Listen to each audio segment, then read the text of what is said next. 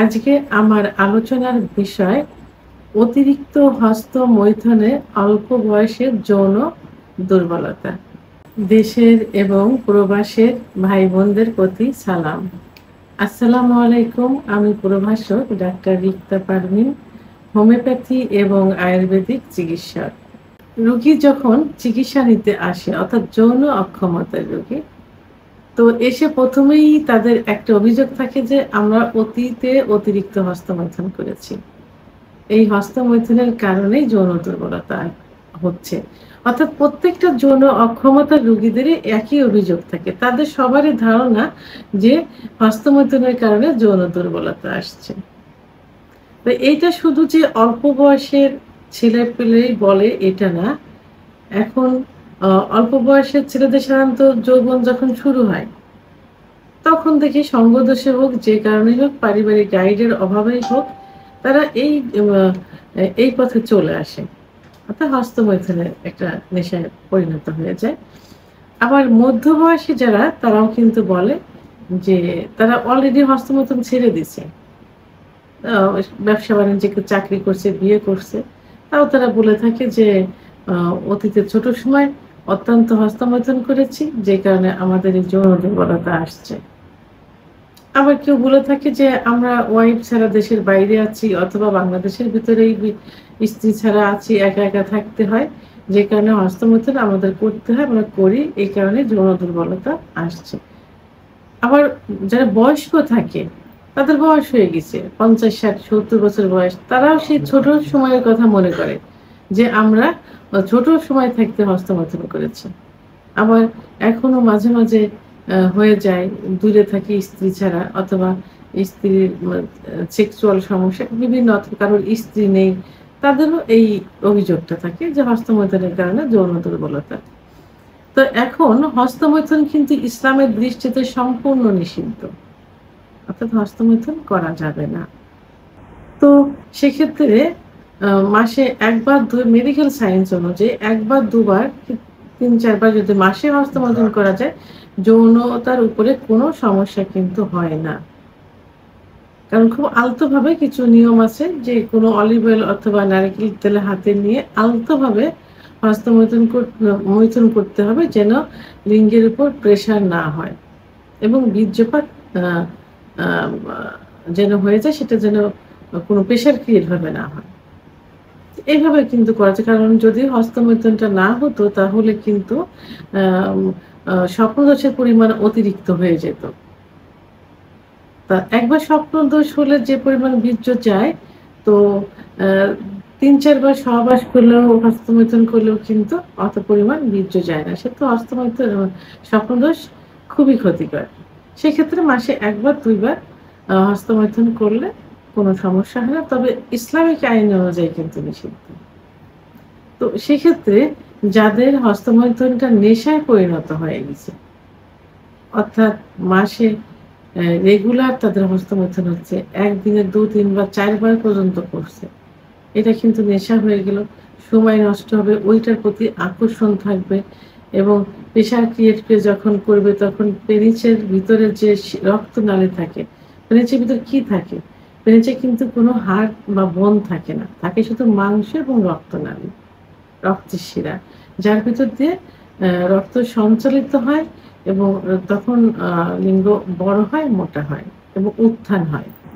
তো এইগুলো অতিরিক্ত হস্তমৈথুন করার কারণে এবং দীর্ঘদিন হস্তমৈথুন করার কারণে এইগুলো সংকুচিত হয়ে যায়, যে কারণে কি হয়, লিঙ্গ চিকন হয়ে যায়, আগা মোটা, গোড়া চিকন, লিঙ্গ ছোট হয়ে যায়, মনে হয় যে কচ্ছপের মতো ভিতরে ঢুকে যাচ্ছে। অনেকে শিরাগুলো ভেসে থাকে, তাদের কোনো ইচ্ছা হলেও কোনো উত্থান হয় না, লিঙ্গ দাঁড়ায় না, কারণ ব্লাড সার্কুলেশন তাদের কমে যায়, অথবা একেবারে মানে বন্ধ হয়ে যাওয়ার মতো হয়, যে কারণে লিঙ্গ মনে হয় যে প্যারালাইজড মতো হয়ে গেছে। তো একটা পুরুষের যে হরমোন থাকে, টেস্টোস্টেরন হরমোন কমে গেলে যৌন অক্ষমতা আসে। কিন্তু এই যে শিরাগুলো সংকুচিত হয়ে যায়, যখন অতিরিক্ত হস্তমৈথুন হয় এবং দীর্ঘদিন হস্তমৈথুন হয়, তখন কিন্তু শিরাগুলো সংকুচিত হয়ে যায়, তখন যৌন দুর্বলতা চলে আসে। অনেকের দেখা যায় যে সহবাসের ইচ্ছাই হয় না, আবার অনেকের ইচ্ছা হলে লিঙ্গ উত্থান হয় না বা লিঙ্গ দাঁড়ায় না। দাঁড়ালেও দেখা যায় যে মানে যৌন ফোর প্লে করছে স্ত্রীকে, ওর মাঝেই নিস্তেজ হয়ে গেছে। অথবা যৌন মিলনে যাবে, স্ত্রী যোনি স্পর্শ করছে, মাঝে বীর্যপাত হয়ে গেছে। ভিতরে ইন করার পর কয়েকবার সংস্রণ করার পর বীর্যপাত ছাড়াই নিস্তেজ হয়ে যায়। আবার কারোর দেখা যায় ১০-১৫ মিনিট কি ৩০-৪০ সেকেন্ডের মধ্যে বীর্যপাত হয়ে যায়। এই সমস্যা তার দিনের পর দিন ভুগতে থাকে, স্ত্রীর কাছে অবহেলিত হতে থাকে, সমাজের কাছে অবহেলিত। স্ত্রী পরকে লিপ্ত হয়ে যায়, নিজেরও ভালো লাগে না, মন মানসিকতা ঠিক থাকে না, ব্যবসা বাণিজ্যে মন বসে না, চাকরিতে মন বসে না, সংসারে অশান্তি লেগেই থাকে। আবার অতিরিক্ত হস্তমৈথুনের কারণে পুরুষের অবশ্য মহিলারা হস্তমৈথুন করে, আজকে আমি পুরুষ নিয়ে কথা বলছি, এজন্য পুরুষদের বিষয়ে বলছি যে পুরুষের যে সেক্সুয়াল ইচ্ছাটা হয় এটা কিন্তু নার্ভের থেকে হয়, ব্রেনের থেকে হয়। এই যে ব্রেনের তখন কার্যকরী ক্ষমতা কমে যায়, যে কারণে ইচ্ছা শক্তিটা হয় না। তো পুরুষ চক্ষুগুলো দেখা যায় কোঠারগত হয়ে গেছে, ভিতরে ঢুকে গেছে, রাত্রে ঘুম হয় না, নেশা করার মতো মনে হয় যে নেশাগ্রস্ত, গায়ের চামড়াগুলো লুজ হয়ে যায়, দেখতে কঙ্কালসার একদম, চলগুলো ভেঙে যায়। অর্থাৎ দেখতে বয়স্কের মতো দেখা যায় এবং নেশাখোরের মতো দেখা যায় এবং যৌন অক্ষমতায় চলে আসে। তো এদের জন্য খুব কার্যকারী কিছু হোমিওপ্যাথি ওষুধ রয়েছে। আজকে আমি ৪টি হোমিওপ্যাথি ওষুধ নিয়ে কথা বলব। যে ওষুধগুলো সেবন করলে একজন পুরুষ সত্যিকার পুরুষে পরিণত হয়ে যাবে, তার হারানো যৌবন ফিরে পাবে। অর্থাৎ হস্তমৈথুনের কারণে যে ক্ষতিগুলো হয়েছে সেই ক্ষতিগুলো ইনশাআল্লাহ পূরণ হয়ে যাবে। যদি সঠিকভাবে সঠিক ওষুধগুলো সেবন করতে পারেন। আজকে প্রথমে আমি যে ওষুধটি বলবো এটি হলো অ্যাগনাস কাস্ট 3X। আমরা সাধারণত মাদার টিনচার নিয়ে বেশি কথা বলে থাকি। আজকে আমি ব্যতিক্রমধর্মী, আমি 3X নিয়ে কথা বলবো। ৪টা যে ওষুধ, ৪টা 3X। অর্থাৎ অ্যাগনাস কাস্ট পেশেন্টগুলো সাধারণত অল্প বয়সেই অতিরিক্ত হস্তমৈথুন করে থাকে এবং তাদের দেখতে বৃদ্ধের মতো মনে হয়, চক্ষুগুলো কোঠারগত হয়ে যায়, চোয়াল ভেঙে যায় এবং যৌন অক্ষমতা চলে আসে। বিশেষ করে লিঙ্গের দুর্বলতা বেশি দেখা যায়। তো এই ওষুধটি ১০ ফোঁটা ঠান্ডা পানি সহ দিনে ৩ বার সেবন করতে হবে, খাবার আধা ঘন্টা আগে অথবা আধা ঘন্টা পরে। ২ নাম্বার যে ওষুধটি বলবো সেটি হলো অ্যাসিড ফস 3X। অ্যাসিড ফস ওষুধটি যৌবন বয়সের রোগীদের জন্য খুবই কার্যকারী। কারণ এই রোগীগুলো সাধারণত যৌবনের শুরুতে দেখতে হৃষ্টপুষ্ট থাকে, স্বাস্থ্যবান থাকে, কিন্তু হস্তমৈথুন করতে করতে একটা সময় গিয়ে দেখা যায় স্বাস্থ্য ভালো আছে, বাট তাদের যৌন অক্ষমতায় চলে আসছে, অল্প সময়ের ভিতরে বীর্যপাত হয়ে যায় এবং স্নায়বিক দুর্বলতা চলে আসে।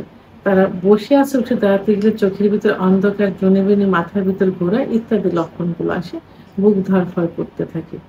তো এই রোগীদের ক্ষেত্রে সাধারণত অ্যাসিড ফস 3X ওষুধটি ১০ ফোঁটা ঠান্ডা পানি সহ দিনে ৩ বার সেবন করতে হবে, খাবার আধা ঘন্টা আগে অথবা আধা ঘন্টা পরে। ১ থেকে ৩ মাস পর্যন্ত সেবন করতে হবে। ৩ নম্বর যে ওষুধটি সেটা হলো লাইকোপোডিয়াম। Lycopodium 3X। লাইকোপোডিয়ামের রোগীগুলো দেখতে কিন্তু লম্বা চওড়া হয়ে থাকে, তারা সামনের দিকটা একটু ঝোঁকা অবস্থায় থাকে, একটু ঝোঁক দিয়ে হাঁটে সামনের দিকে। তো এই রোগীগুলো হস্তমৈথুন করার কারণে যখন নেশায় পরিণত হয়ে যায় তখন লিঙ্গগুলো ছোট হয়ে যায় এবং চিকন হয়ে যায়।